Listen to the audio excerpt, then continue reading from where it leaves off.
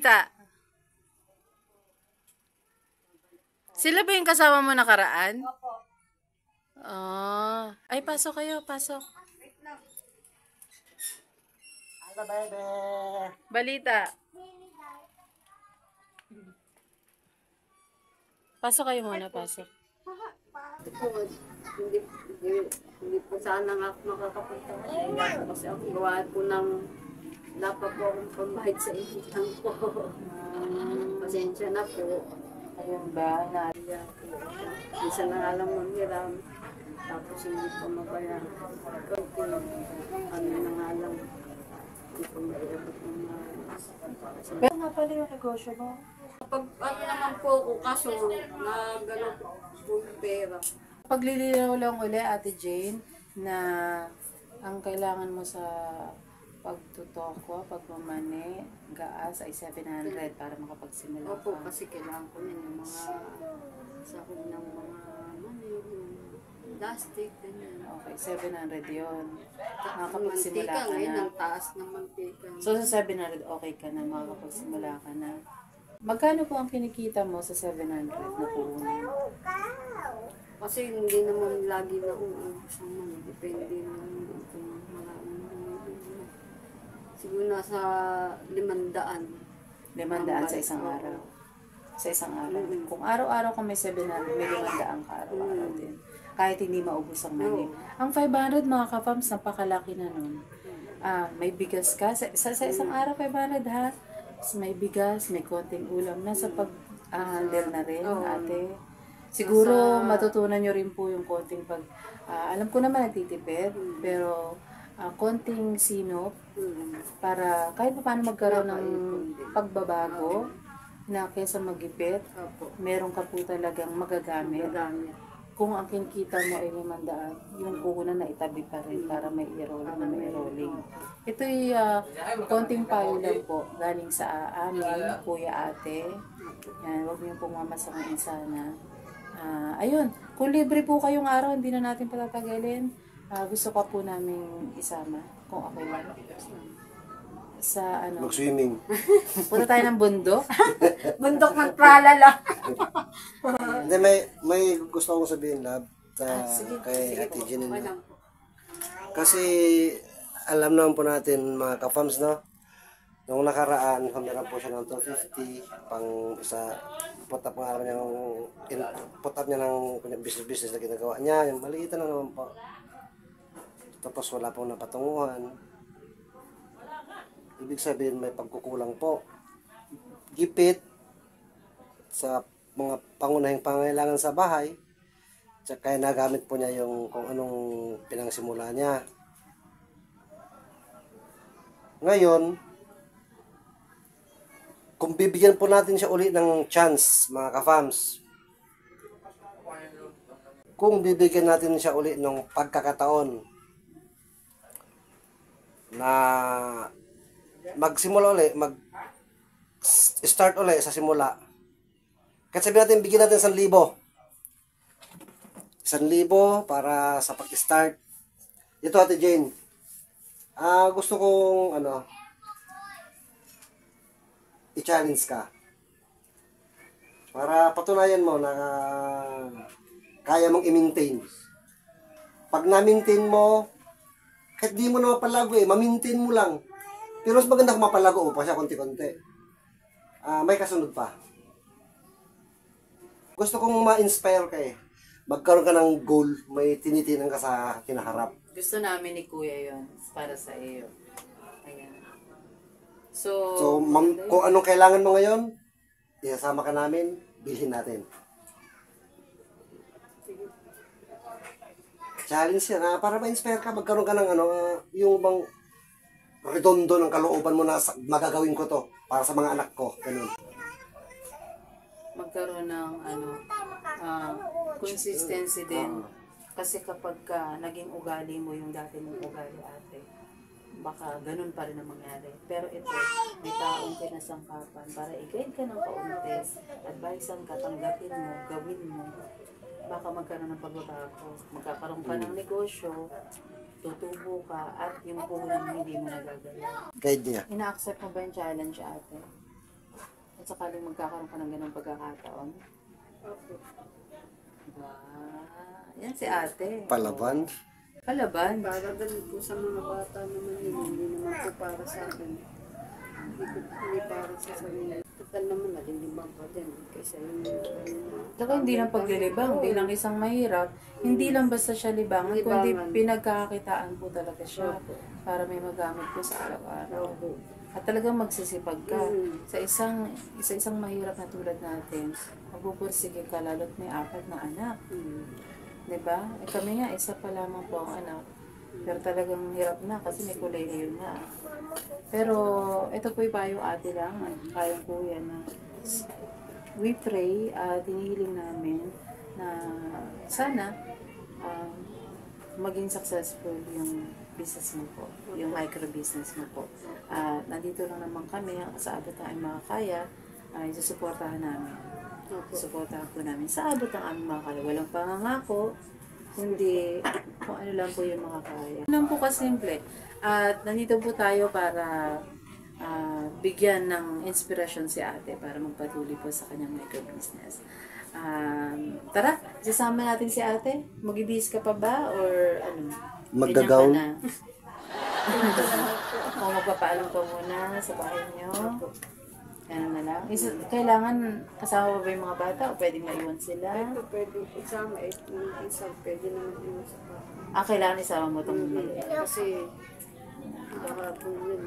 Eh, yung papa niya may ginagawa pa po kasi sa loob. Kaya hindi... Sige, gano'n na lang. Hintayin ka namin, babalik ka dito. Okay po, magpapaalam lang po ang ate Jane sa kanyang asawa para po lumakad po kami. Ito po si Ate Jen mga kapams. Ito raw yung kailangan niya sa palamig. So, yan po. Bukod dyan, wala nang kailangan. Sandok. Tingnan na sa loob kung may sandok sila para sa kanya. Tulungan po natin mga kapams para mapagsimula si Ate Jane.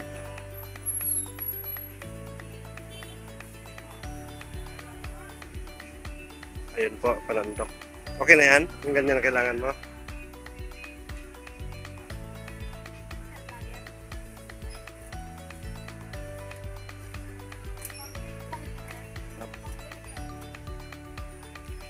Shoutout eh, baka may shoutout ka.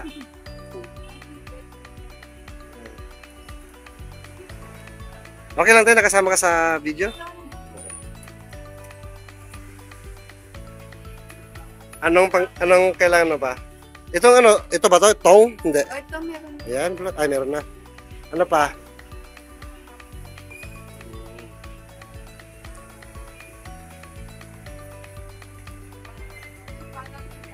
Ayan. Ano po, kinuha na po.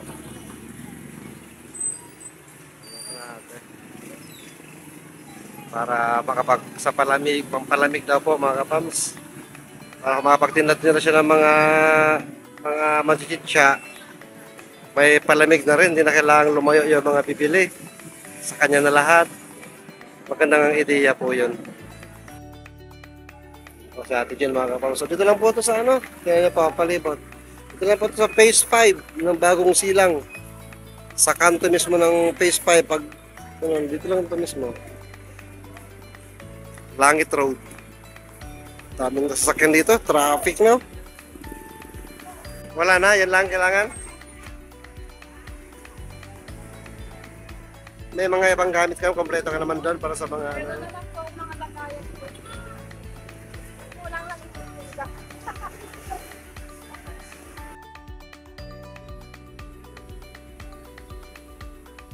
babayad na po mga kapams.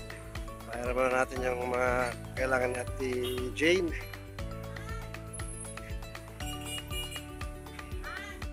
Yun, nakabayad na. Bayad! Sige po, thank you. Ayan, pauwi na po kami mga ka-fams. At sasamahan po namin si ate sa kanilang bahay para po makita natin kung saan po sila nakatira. kalagayan po ng kanilang pamumuhay. Ayan. Mas makikilala po natin si Ate Jane. Samahan niyo po kami, mga kapaps.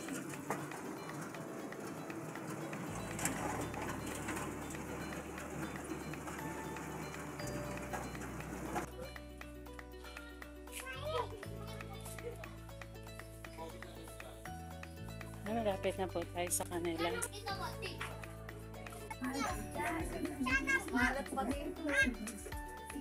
Hello? Baha ah. May aso. Mga kapams man.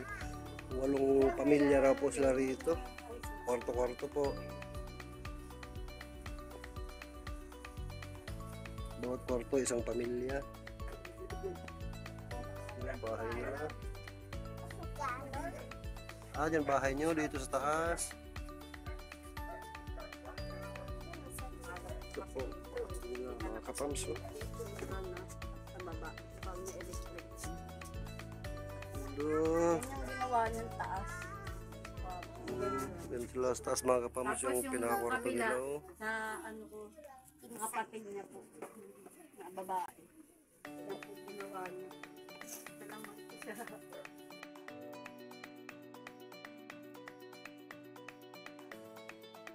Sila naman natutulog dito sa baba. Mga bata. Bata.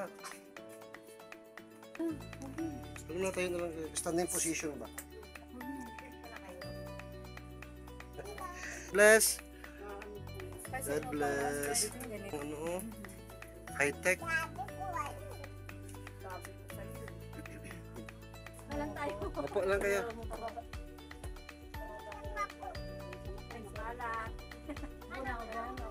Ang bahay na kapams. Hikala ito ng mga bata. Yan sa baba. So yun. Dito po nakatira sila. At salamat po sa pag-welcome sa amin dito. Pagpapatuloy po sa ating bahay. Sa inyong bahay. Ayun na. Ayun, so itinuro sa atin na Ate Jen, ito daw po yung mga ginagamit niya pag nakikita po siya na iniligpit niya muna pansamantala dahil natigil na po siya ng ilang bilis. Hello po, welcome back. Andito na po kami sa bahay nila Ate Jane. At yun nga po, ilang linggo na nga po kayong natigil sa pagtitinda ate? May isang buwan na siya. Mag-isang buwan na. O yun. Ayun, okay. So, yun. Kailangan na rin po ni Ate Jane na makabalik sa pagtitinda para makapag-bounce back na at kumita dahil mag-aaral na nga po ang 3 niyang mga anak. Na po? Lahat po ay nag-aaral sa elementarya at isa sa kinder. Na po? Ayun. So, kailangan makapag-umpisa na siya dahil kailangan din po ng panusto sa pag-aaral ng mga bata at pang-rolling na rin po sa kanyang negosyo. Ayun po, ipinakita po natin kanina yung mga gamit niya kapag nagtitinda. Yan, niligpit niya na muna. Pansamantala. Oo. So sa bahay na ito po ay ano po, marami po sila rin ng pamilya at ito po yung at ito po yung space nila ate. Ayan yung pinakataas po. Ayan, ito may maliit na space dito sa bahay. So masaya naman po kayo rito no, kahit ganitong buhay, simple lang. Mahalaga nakakaraos na po. So ate, napakapalad mo po dahil marami po nakapanood ng video nyo na nakaraan. Ngayon po, hindi na po kami magtatagal at hindi na po natin patatagalin ito. Meron po nagpahatid ng pagmamahal po para sa iyo at sa pamilya mo po at especially po sa pagnenegosyo mo. Salamat po. Konti na Ayun, ano nga po ate yung nabili mo ate? Ano natin ate? po. Yan. Ito po yung maidadagdag ni ate sa kanyang paninda. Kasi nagtitinda na siya ng tokwa at saka ng mani at ngayon may pandagdag po yung palamigan. Tapos ito, kumuha rin po siya ng, labas mo ate? Labas mo ate?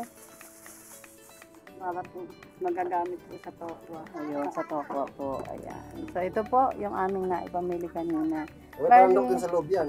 Oo. Siyempre, dapat may panandok. May panandok po yan. Oo. Kompleto. Yes. Para po sa palamin. Correct. At si ate na po nakakaalam kung saan siya makakabili ng ingredients. Siyempre, kailangan niya ng pamimili ng ng pambili ng ingredients.